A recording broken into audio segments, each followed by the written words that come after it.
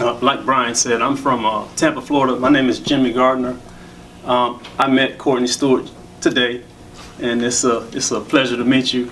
And I support the National Reentry Network. Yes, I support it also. I think this is a worthy cause.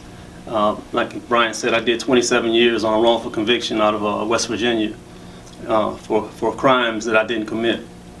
And we're here today by the grace of God. And Brian and I met, like he said, about 11, 12 years ago inside. And it's so amazing to be here. We talked about days like this on the inside. And I'm so honored and blessed to be in a position like this and to be able to support such a wonderful and necessary cause.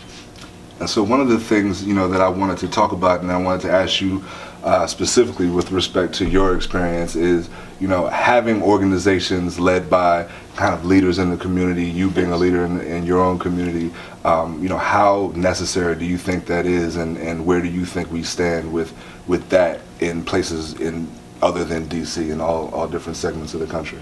I think basically we have to be capable of branching out all over the United States. Like I said, I'm from Tampa, Florida, and I was incarcerated in West Virginia for 27 years. And the need for such resources in Tampa, Florida, and Georgia, and West Virginia are so necessary.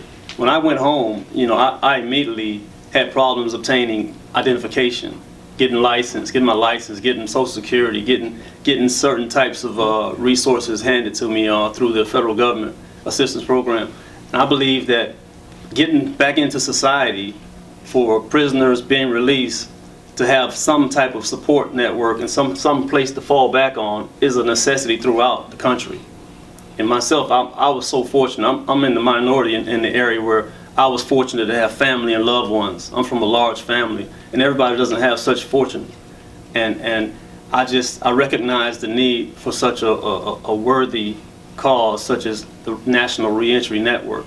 And I support it, like I said, and hopefully we'll be able to branch out this organization throughout the country and afford other prisoners, ex-inmates, an opportunity to have resources provided to them also. Yeah, and I mean that's something that has been personal to both of us. Yes. The reentry process, we both came into a situation that is far different than a lot of people. Yes.